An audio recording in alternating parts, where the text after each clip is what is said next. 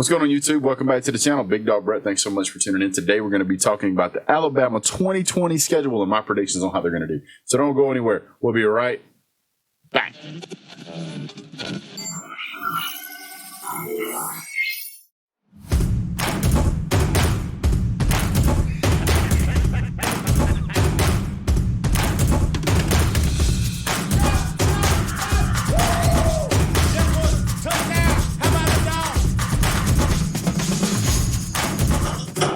All right, guys. So without further ado, I'm going to... What did I do? Oh, yeah. It's over there. Okay. So we're going to start out by talking about Missouri. Yeah, I know. Before we get into the schedule, before we get into Missouri too much, let's talk about the schedule overall as a whole. I think this is a very favorable schedule for Alabama. You get the Dogs week 4, gives you plenty of time to get up and running, kind of get some kinks worked out, especially with the way everything has been in the offseason. Then you get an off week before you play LSU. You get Kentucky before you play Auburn. And I mean, and an argument could be made for Texas A&M kind of being a stumbling block, but we'll get to that here in a second. So I think this is a pretty good schedule with no really hard back-to-back games. So let's go through it. Missouri Tigers. Kelly Bryant played his last year as a fifth-year senior, so he's gone. I think they're going to be going with a guy named Sean Robinson. Nothing spectacular. Okay quarterback, about a 60% completion percentage. He can do the job, but Missouri's got a lot of problems. I mean, they got a lot of problems they got to work out. So I don't really foresee these guys being a dominant force in the SEC West anytime soon, or even being in the top 25 anytime soon. This is essentially, in my opinion, going to be a tune-up game for Alabama. You may even get to see Bryce Young play in this game. I think that there is plenty of opportunity here for Alabama to really kind of cement how they want their offense to run. I think that there is plenty of opportunity for the defense to get tuned up the way it wants to. I think that there's a ton of opportunity on the bench already, which is normally the case with Alabama. But it's going to take, it's just, the first game of the season is always questionable. You never know what you're going to get. And when you line these guys up and they go 1v2s all the time, they get used to playing against the same guys. When you line up and you play somebody from out of town, that's when you can really kind of see something as to what you've got in a team. Fast forward a week, Alabama's going to win that game, so go ahead and put a W on the board for there. Then you get Texas A&M. Texas A&M is going to be this is going to be a harder game. I still think it's likely that Alabama's going to win this game, and I know I'm going to get called crazy, but I think that's a possibility that Texas A&M could catch Alabama, not necessarily taking them as seriously as they should. Texas A&M has an excellent passer, Kellen Mond. He is about 600 yards away from breaking the all-time passing record at Texas A&M, and he's not that far really behind Johnny Manziel. The guy's got some skill. He's got some skilled receivers. Defense needs some work, but they've got a lot of returners. We'll see what happens. I think Alabama wins this game, but I also think it's possible that Alabama could stumble on this game. I'm kind of high on Texas A&M. No, I'm going to catch a bunch of noise in the comment section, and I appreciate you guys' opinion. I'm not saying it's a likeliness. I'm saying it's a possibility. Then we jump over to the Ole Miss Rebs. I don't even know if they're going to be on the field. These guys seem to keep finding ways to step on their own feet. They can't really seem to get it going. This is going to be another game that's going to be what went wrong last week, what can we fix, what can we get prepared. Another game where you'll probably see Bryce Young. Then we jump down to Georgia on October 17th. This game really, honestly, is going to be the biggest game week 4. It's going to be a huge revenge game for Georgia. And we're playing in Bryant-Denny Stadium. And Georgia is, the last time we played there, we beat them. That don't mean a whole lot, but it's looking like the the crowd capacity is only going to be around 20 to 25%. That's fine. Kirby Smart has made comments that it's likely that Georgia and Alabama are all going to crank up the stereo systems, and that's going to create extra noise on the field. They'll find a way to work through it. We'll see what happens. I don't know if there's any rules in place as to what the NCAA will allow or won't allow. I don't know. I haven't looked that far into it. But if there's a way for them to find an edge with a home field advantage, they're going to do it. Now, so Alabama rolls into week 4, 3-0, most likely. They get Georgia in Tuscaloosa. This is going to be a big test. Georgia's going to have a brand new quarterback in Jamie Newman. Jamie Newman came over from Wake Forest. He's considered to be the 3rd best quarterback in all of college football this year, depending on the source you look at. You're also going to have Todd Monken, and there seems to be a lot of talent popping out on the Georgia practice field right now. We'll see what happens. But this is going to be a close game either way. This is a coin toss. This could be Alabama. This could be Georgia. If you've got a fan jumping up and down on one side saying Georgia's going to blow out Alabama, they're crazy. If you've got an Alabama fan jumping up and down saying they're going to blow out Georgia, you're crazy. Georgia's probably got the best returning defense in all of the country. Alabama's got a good defense. Alabama's got a good offense, but I think Georgia could win this game. So that's a coin toss. We're going to leave it at that for that. We'll come back to it.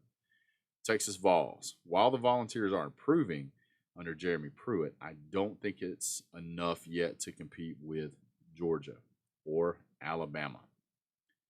Now, this is coming 1 week after playing, and they're going to be playing a tough game against Georgia at home, and then they go on the road and play at Neyland Stadium. There is a big rivalry between Tennessee and Alabama. Crowd's only going to be at like 20-25%, so I don't believe that the field advantage is going to make that big of a difference.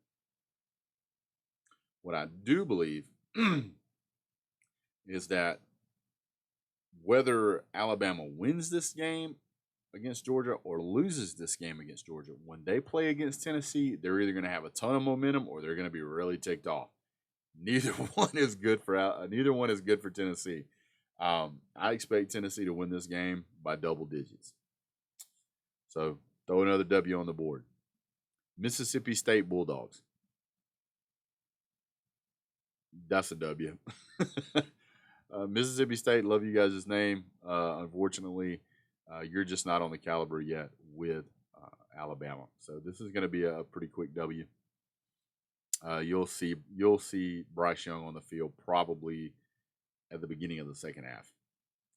LSU, get a week off on Saturday, November the 7th. This gives you plenty of time to prepare for LSU. There's a ton of people that's really high on LSU. I don't foresee this game going like the game went last year. LSU lost the best quarterback I think they've ever had, probably one of the best quarterbacks in all of college football.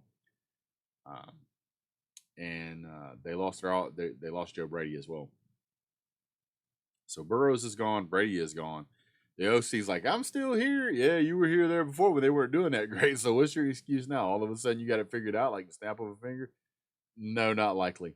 LSU fans were happy to tell you how good Joe Burrows was and that this guy's, won him a national championship. But now that he's gone, we're going to win another one. But no. And if you look at you guys as quarterbacks, you would feel the same way. That quarterback talent is not there. There's a huge gap between the guy between the guy filling in that role and the guy that left.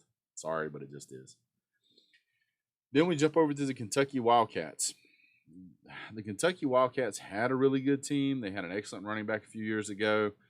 Georgia rolled into town, mollywopped them, and rolled out of town, and that's pretty much been it for Kentucky since.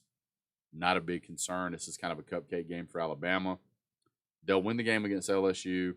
It may be a close game, but I would still say Alabama probably wins that game by 10 points. Kentucky, again, another game where you'll see Bryce Young by the second half. Najee Harris is back, and that's really all you need to beat Kentucky. You just need one good quality offensive guy, and you've got it. Alabama's got a ton, so I don't foresee that being a problem. Now, the Auburn game, for whatever reason, man, Auburn seems to do really well in years that they shouldn't do really well. So currently, I guess Auburn's ranked somewhere around 11. Alabama's going to roll into town. Auburn's going to roll into town. You're going to see a really good game. But again, I just don't think Auburn has the tools to really win this game. I think it's going to be another game that could be close. But they will have been prepping for the Auburn game ever since the first practice after the LSU game. And Auburn and Gus Malzahn, I just don't know that they have enough to pull it out. If they pull it out, it'll be a miracle. They seem to be known for that, though. But I really think this is going to be another 7 to 10 point victory for Alabama. Then we show up to the Arkansas Middle School Razorbacks. The Arkansas Razorbacks. This is listen, Sam Pittman, I love you, buddy. But basically, you're here at the end of the season after Alabama has run its normal gauntlet. They're going to clean their cleats off on you guys, and it's going to be the end of the season. Normal season. A lot will be revealed by the time we get to this point in the season, but there's nothing about Arkansas that's going to make me want to believe that they're even going to be within 15 or 20 points of an Alabama team. It's just not going to happen. I really believe that it's fully capable. Alabama's fully capable of having Arkansas beat by the beginning of the half, and Bryce Young is going to be coming in. Now let's talk about the whole, and then probably go on and play. Alabama's obviously after that point going to go on and play the SEC championship. I am going to predict that Georgia is going to go and pull out a victory here at Bryant-Denny Stadium, if for no other reason than it's just time. It's really hard to run that many victories against a team as good as Georgia. If you go back and look at the past games we've played, it's come down to the wire every time. When you flip a coin that many times, it's going to land on heads sooner or later. I just think it's time. So I think they're going to end the season with a 9-1 before they go on and play in the SEC championship, which will likely be a rematch between Georgia and Alabama again. And we'll see what happens from there. I'll make that prediction when that time comes, but I think that they're going to run the table with a 9-1 loss. That's it. I know you say run the table is supposed to be 10-0, but they're going to run through everybody pretty solidly. Georgia's going to put a kink in the chain, and then we're going to end up playing again the SEC championship. That's my prediction. Now, I do want to point out there has been some talk back and forth about who's going to be the starting quarterback, and a lot of people are really high on Bryce Young. Guys, Bryce Young is not starting. Mac Jones is starting. If you've seen how, if you're an Alabama fan, if you go back and you watch how he played against Auburn, if you go back and watch how he played against Michigan, and even go back and look at how he played against Arkansas, the guy plays really well. His numbers are comparable to Tua's.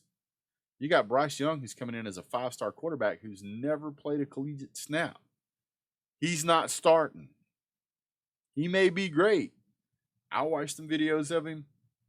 He's impressive, but until I see what he can do on the college level, he's not starting. Now, something may happen somewhere down the road where he ends up coming in and he wins a starting job from that.